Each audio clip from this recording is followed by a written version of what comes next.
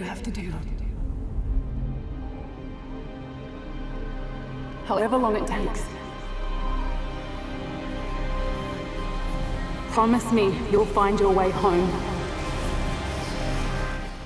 It's New Movie Friday, and 9 years ago, Mad Max Fury Road set a new standard. It won 6 Oscars for its marvelous look and sound, and now director George Miller is back to bring us the prequel in Furiosa, a Mad Max Saga. I headed to LA to get the inside scoop from the cast and crew. Check it out. Anya Taylor-Joy and Chris Hemsworth take on the 5th story in the Mad Max Saga in a thrilling dystopian world that is sure to have you on the edge of your seat. It's been 9 years since Mad Max Fury Road made its debut on the big screen, but in reality, the story of Furiosa came first. But no matter which piece of the saga you watch, you can count on the action being out of this world.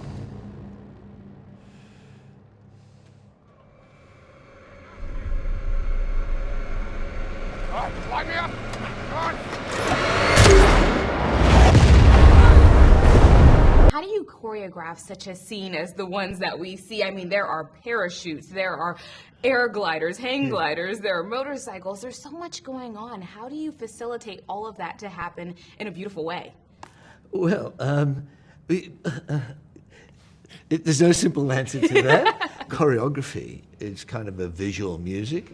And whatever it is, whether it's 1 or 2 people moving in the frame with a camera, or just a whole bunch of vehicles and motorbikes and big trucks and so on, it's all the same. It's I guess it's choreography is the best word. Literally. And you've got it as precisely as they do when you're doing ballet or tap dance or any kind of music.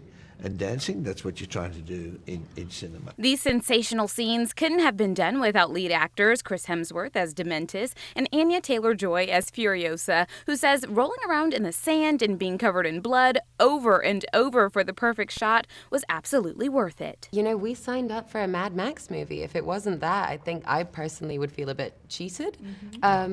So yeah, you throw yourself into it, because it's when you don't commit that you get hurt. So you just have to kind of That's why you just commit. gotta go for it 100%. Yeah, they have to say action, and then you have to go and like really do it. Hemsworth is known to play the hero role with a big heart, but in this film, he was really able to dig into his villain era.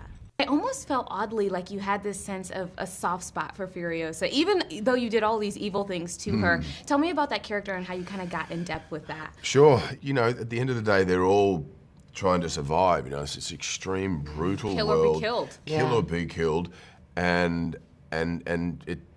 without some, you know, form of aggression, you're probably going to get, you know, disposed of.